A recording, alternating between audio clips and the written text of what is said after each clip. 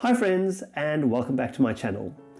Did you know that if you spent a few minutes of your time summarizing your meeting notes, it can save you hours of confusion later? So in today's video, what I'm going to do is I'm going to share with you my simple and quick 3-step approach that I follow when it comes to summarizing my meeting notes. For those of you that don't know me, my name is Terry Nisilo and I am your project mentor.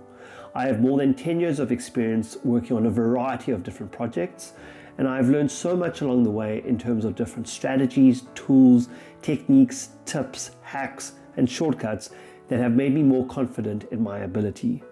So I've created these videos as I would really love to help you and share with you everything that I've learned along my journey to make your own journey as smooth and easy as possible. So let's get started and discuss how I go about summarizing my meeting notes quickly and effectively. Step 1. Take notes during your meeting and discuss the next steps with your stakeholders. Now, when it comes to taking notes, there are many different ways that you can go about doing this. You can use a pen and a notebook, or you could use your laptop to take notes during the meeting. My preference when it comes to taking notes is I like to use a pen and a notebook. And the reason for this is because I find it quicker and more efficient to scribble down or something that someone says, or to draw a diagram, or to underline something, or draw circles, or do whatever you can with a pen and a notebook. I also find that when using a laptop, your stakeholders might even think that you might be distracted as you are constantly being interrupted during the meeting. And it also shows your stakeholders that they have your undivided attention during the meeting. So here are some of my quick tips that I use when it comes to taking notes in meetings. I like to use bullet points for documenting key points of information.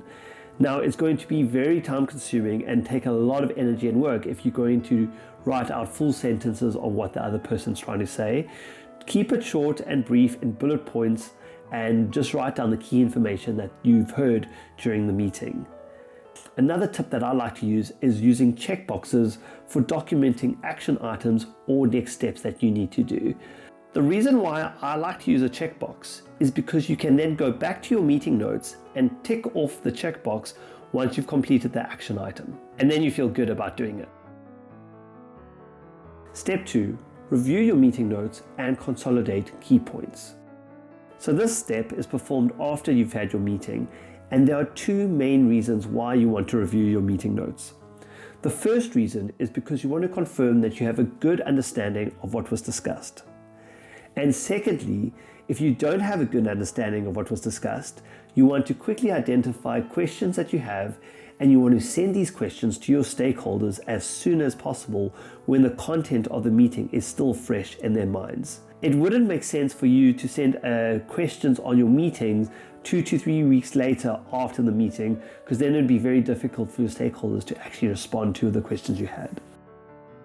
So if you're liking this video so far, I would really appreciate it if you could click on the like button below and subscribe to my channel for more video content about working on projects. And as your project mentor, I am always willing to help. So if you're dealing with a challenge at work, or if there's a topic that you'd like me to make a video on, just let me know in the comments below and I will help you to the best of my ability. The third and final step is to send a summary email to your stakeholders. Now, this is where I am a firm believer of working smart and not hard.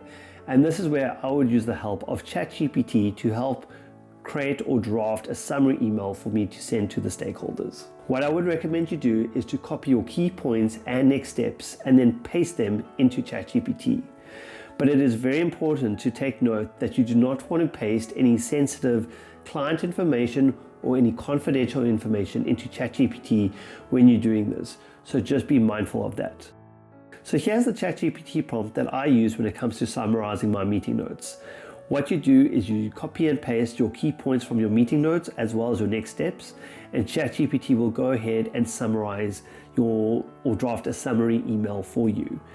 Again, what you want to do is you want to exclude sensitive information and anything that's confidential, and you obviously want to tweak and proofread the summary email before you go ahead and send it to your stakeholders. And once you're happy with the summary email, you can go ahead and send it to your stakeholders that attended the meeting. And that concludes my simple 3-step approach to summarizing meeting notes. I've found this to be very useful, especially when you're working on multiple different projects and when you have back-to-back meetings. And I know this can be quite difficult to do after every meeting, but I highly recommend you do this at the end of the day. So I hope you found this video valuable and useful. And until next time, I'll see you in the next video. Take care for now. Bye-bye.